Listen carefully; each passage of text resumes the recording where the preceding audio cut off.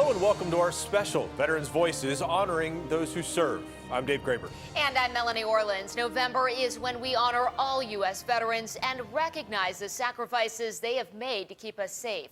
And over the next half hour, we'll be doing just that. We begin with a look at the greatest generation and the amazing victory for which they are responsible. It was December 7th, 1941, a day that will live in infamy. More than 3,500 killed or wounded, 21 ships sunk or damaged. Only 4 survivors of that horrific attack are still alive today. Kathy Muneno shows us how one of them is making sure that Americans never forget. As an 18-year-old sailor on the Pensy, the battleship USS Pennsylvania. I was a smart teenager. I figured if we ever go to war, the last place in the world I want to be stuck is in the radio quarters down in the middle of the ship.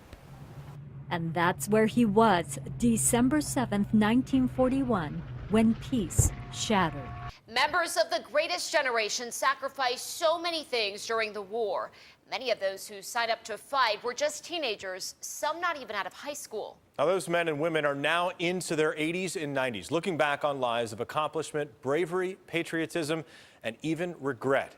We've heard those stories, traveling with dozens of vets on honor flights to our nation's capital. It was on one of those flights that we learned about the one regret a World War II veteran from Jamestown says he had. But as Jackie Walker shows us, that vet now has no regrets.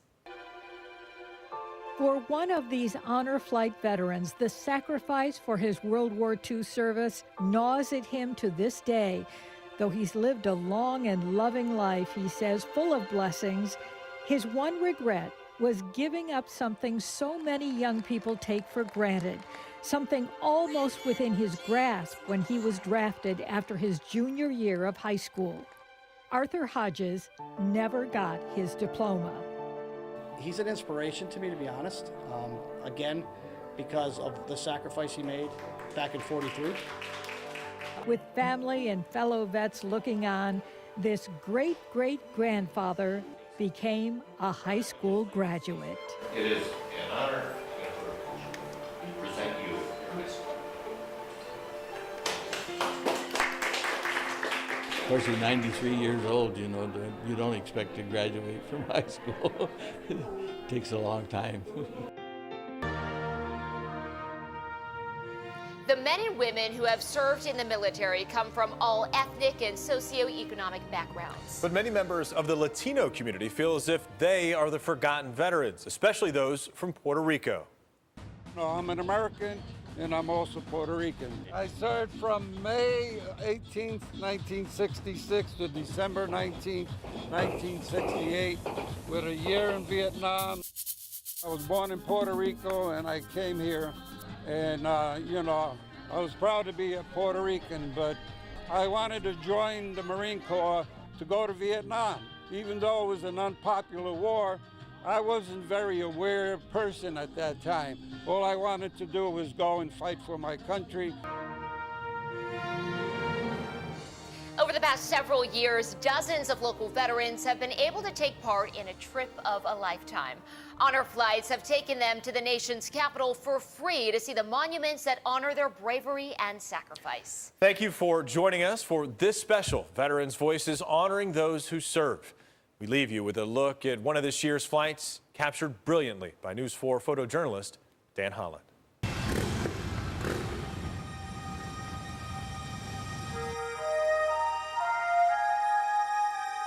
Today we are honoring our World War II Korean veterans. We have a couple of Vietnam veterans on the trip today. The trip is all about them, honoring them for their service to our country. It's a pretty important day to them, and you know, we want to make sure the day is perfect in every way for them.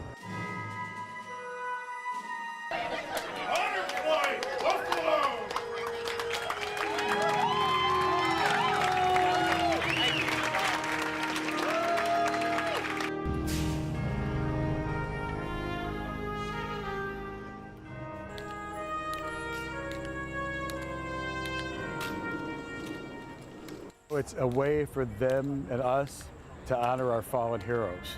to say, you know, a silent prayer for them, thank them for their service. Soldiers and sailors and Marines, and so for them, to me, I just laid the wreath for them that are here, and for my brother in the Tuno.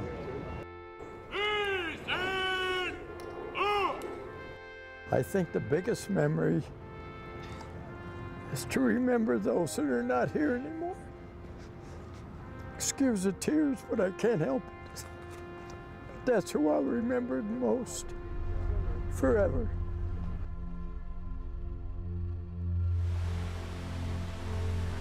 Thank you for your service and welcome. Wow, Buffalo's in the house. It's wonderful. I mean, I'm going to send my grandkids there. They got to see it. So many memories coming to me, though. So it's beautiful. I only saw pictures of it, but I didn't think it'd be this nice. And I'm really pleased with it.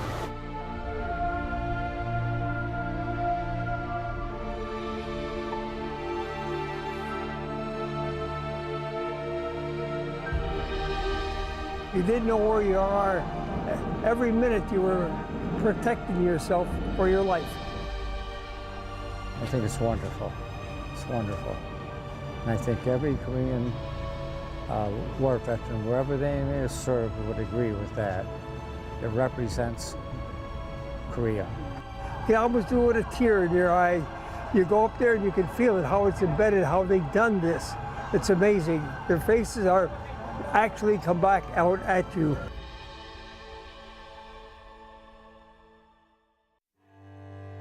Everything we have in this world is because of them.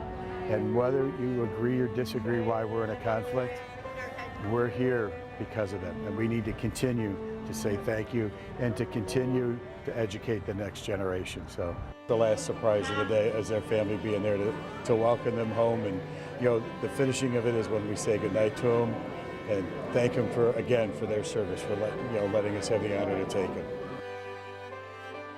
Fantastic. I just can't explain how it got me.